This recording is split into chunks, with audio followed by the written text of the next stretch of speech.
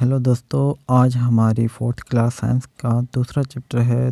तो दूसरा चैप्टर का नाम है characteristics and needs of living things. तो इसका जो पहला टॉपिक है वो है factor necessary for both animals and plants to survive.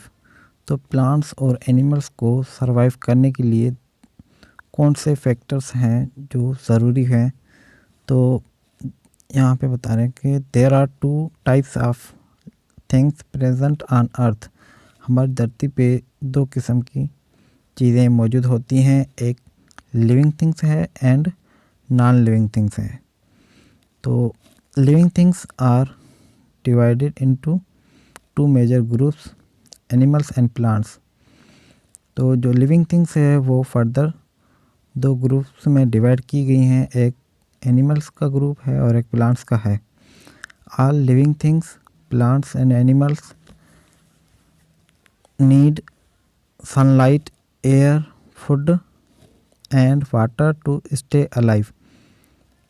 जो भी लिविंग थिंग्स है, बेशक वो प्लांट्स हो या एनिमल्स हो, तो उनको सूरज की रोशनी की, हवा की, खाने की और पानी की ज़रूरत रहती है ज़िंदा रहने के लिए। Without these four basic necessities living things can not survive. इन चार बेसिक नेसेसिटीज़ या फैक्टर्स के बिना लिविंग थिंग्स सर्वाइव नहीं कर सकते हैं। How do we know if something is a living और नॉन लिविंग थिंग्स। तो ये हमें कैसे पता चलता है कि कोई चीज़ लिविंग है या नॉन लिविंग है।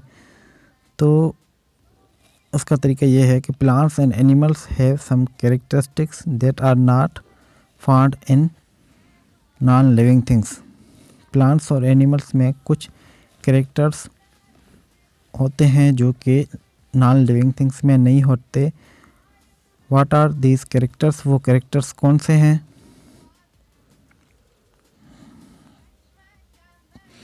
ऑल लिविंग थिंग्स प्रोड्यूस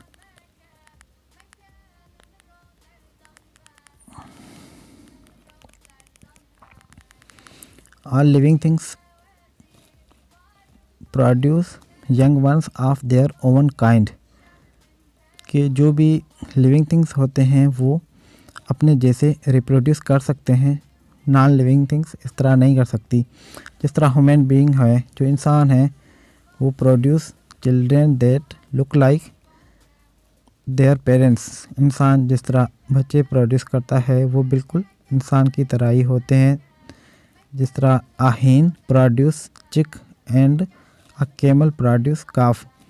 जिस तरह एक मुर्गी होती है वो अपने जैसे ही बच्चे पैदा करती हैं और कैमल जो होता है वो अपने जैसे ही बेबी बनाते हैं। तो ये जो होते हैं लिविंग थिंग्स में कैरेक्टर्स मौजूद होते हैं, इस तरह नॉन लिविंग थिंग्स में नहीं होते। Of springs resemble their parents because children inherit characteristics from their parents. जो भी ऑफ स्प्रिंग होते हैं वो अपने पेरेंट्स की जैसे इसलिए होते हैं क्योंकि उनको कैरेक्टर्स जो है उनके पेरेंट्स से ही मिलते हैं। इसकी वजह से वो अपने पेरेंट्स की तरह दिखते हैं। तो the species are particular group of animals are plants that belong together and have some similar quality। जो स्पीशीज़ होती हैं वो एक पर्टिकुलर, एक अहम ख़ास ग्रुप होता है एनिमल्स या प्लांट्स का, that belong together, जो एक दूसरे से बिलोंग रखते हैं और उनके कुछ एक जैसी क्वालिटीज़ होती हैं। दे आर सिमिलर, वो एक जैसे होते हैं और वो प्रोड्यूस भी एक जैसे करते हैं। जिस तरह प्लांट्स से प्लांट्स बनते हैं और एनिमल्स प्रोड्यूस करते हैं। All living things grow, may it be humans, animals और plants.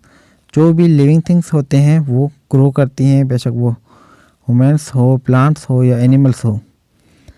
While growing All living things go through different changes brought upon by different stages। जो लिविंग थिंग्स होते हैं सारे ही वो ग्रो करते हैं मुख्तलिफ चेंजेस में, मुख्तलिफ स्टेजेस में। What are these stages of growth called? उन स्टेजेस को हम क्या कहते हैं? These stages of growth which an animals and plants passes through to reach the adult age are called the life cycle. हम उन ग्रोथ स्टेजेस को हम लाइफ साइकिल कहते हैं इसका। जिस तरह बटरफ्लाई होती है तो बटरफ्लाई से एग्स प्रोड्यूस करते हैं और एग से फिर कैटरपिलर होते हैं और कैटरपिलर से फिर क्रेसिल्स की लाइफ साइकिल होती है और उसके बाद फिर एडल्ट बटरफ्लाई बनता है। तो इसी तरह फ्रॉग ले लें। फ्रॉग में फ्रॉग स्पन होते हैं, जो फ्रॉग के एग होते हैं और एग्स फिर चेंज होते हैं टेडपोल से, और टेडपोल के बाद फ्रॉगलेट फ्रॉग का छोटा बच्चा बन जाता है और फिर आहिस्ता आहिस्ता वो ग्रोथ करके फ्रॉग बनता है।